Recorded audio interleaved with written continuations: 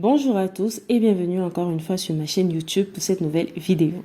Je suis heureuse et reconnaissante de tous ceux qui me soutiennent en likant et en partageant mes vidéos et je vous demande de continuer à m'aider à développer ma chaîne. Merci. Aujourd'hui, la vidéo sera en partenariat avec Beauty Botanics, un centre de beauté de qualité que j'ai pu tester récemment et je vous le conseille vivement car les services sont de qualité professionnelle. Et aussi le centre de formation Estera qui propose des formations de qualité dans le domaine de la beauté. Donc aujourd'hui la vidéo sera sur l'origine de la Bible et la problématique que soulève son écriture.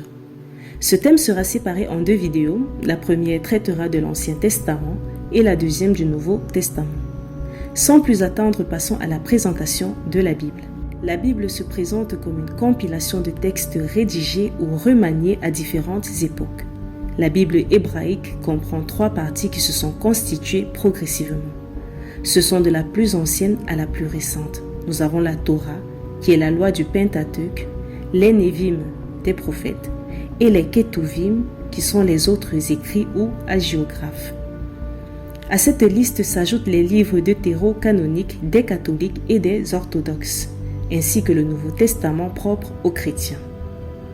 Durant des siècles, les lecteurs de la Bible la considèrent majoritairement comme la parole inspirée de Dieu, parole qu'il aurait dictée à des sages, des prophètes ou des grands prêtres israélites. Ainsi, la tradition attribue la rédaction du Pentateuque à Moïse. Les livres de Josué et Samuel sont alors considérés comme des archives sacrées recueillies par le prophète Samuel. Jérémie est vu comme l'auteur des premiers et deuxièmes livres des rois, David comme celui des psaumes, et Salomon comme celui des proverbes et du cantique des cantiques. La Bible étant considérée comme d'origine divine, la véracité historique du récit n'est alors pas remise en cause. Cette tradition remonte à l'Antiquité. Or, durant cette période, il est courant d'utiliser la pseudépigraphie, qui est une technique qui consiste à attribuer un texte récemment écrit à un illustre auteur parfois disparu depuis longtemps ou même purement imaginaire. Il est désormais admis dans les milieux académiques que ce procédé prévaut également pour ce qui est de la tradition biblique. C'est ainsi que la tradition judéo-chrétienne attribue les livres de l'Ancien Testament à différents auteurs comme il est énoncé ci-dessus. L'Ancien Testament, considéré comme dicté par Dieu, a été copié mot à mot sur les anciens textes mésopotamiens, plus vieux de centaines d'années, et pour certains plus de 2000 ans avant. Les rédacteurs de la Genèse étaient prisonniers en Mésopotamie quand ils ont travaillé à sa rédaction. Le point de départ de la société juive est présenté dans la Bible par Our en Mésopotamie. Dans la Genèse, on peut lire le passage suivant. L'Éternel lui dit encore, « Je suis l'Éternel qui t'ai fait sortir d'Our en Chaldée pour te donner en possession ce pays. » Toutes les légendes du récit biblique sont mésopotamiennes. La création, la fabrication de l'homme, le jardin d'Éden, le mythe de Moïse sauvé des eaux, le déluge, le livre d'Esther ou Ishtar, etc. Celui qui deviendra le grand roi mésopotamien, Sargon Ier, qui fonda le royaume d'Akkad, a été retrouvé à sa naissance abandonné dans un panier flottant sur l'Euphrate et sera élevé par le jardinier Akis, puis sera les chansons du roi Kis. Cette histoire sera reprise dans l'Ancien Testament pour Moïse.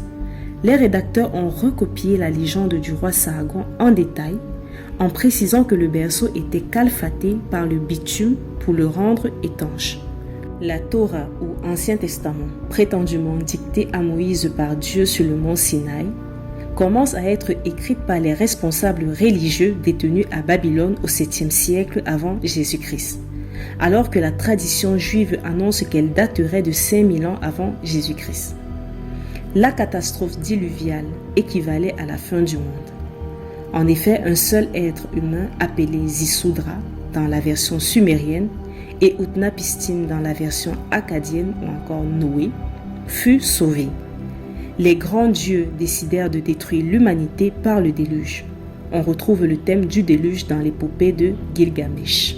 Ce fameux ouvrage qu'est l'épopée de Gilgamesh est assez bien conservé et met encore mieux en lumière les analogies avec le récit biblique. Vraisemblablement, nous avons affaire à une source commune et assez archaïque. comme on le sait depuis les compilations de Richard André, Herman Usner et James George Frazer, le mythe du déluge est presque universellement répandu. Dans un grand nombre de variantes, le déluge est le résultat des péchés ou fautes rituelles des humains. Parfois, il résulte tout simplement du désir d'un être divin de mettre fin à l'humanité.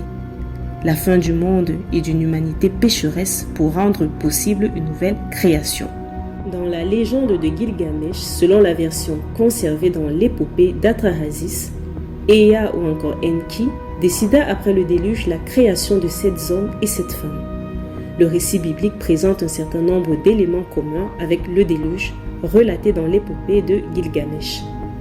Il est possible que le rédacteur ait connu la version mésopotamienne ou, ce qui semble encore plus probable, qu'il ait utilisé une source archaïque conservée depuis des temps immémoriaux dans le Moyen-Orient.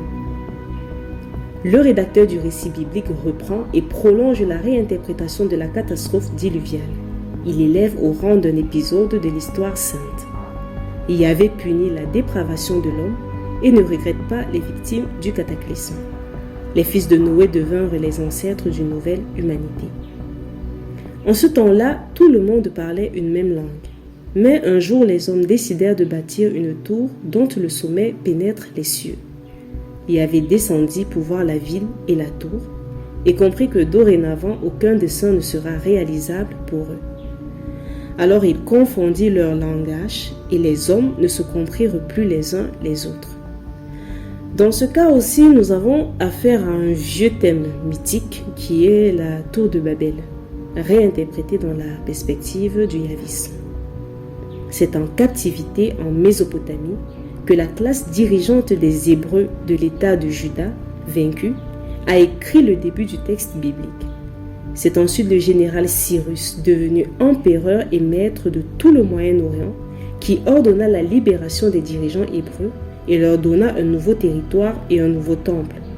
Réussite pour eux qui donnaient crédit à leur affirmation, Dieu a pris parti pour les Hébreux. Les textes mésopotamiens qui sont à l'origine de l'Ancien Testament datent, eux, d'au moins le 3e millénaire avant Jésus-Christ et sont sumériens ou babyloniens. Les récits bibliques de la création du monde, du Jardin d'Éden, de Moïse, du déluge et de la tour de Babel ont des origines sumériennes puis babyloniennes. Le mythe du jardin d'Adam et Ève, ainsi que celui du déluge et le mythe de Noé, dans Genèse de 6 à 8, sont des copies évidentes de la légende sumérienne d'Enki et Ninuzag, moins de 3000 ans avant Jésus-Christ, du poème du super sage qui date de moins de 1300 avant Jésus-Christ et de l'épopée de Gilgamesh de Chant 6 qui date de moins de 650 avant Jésus-Christ.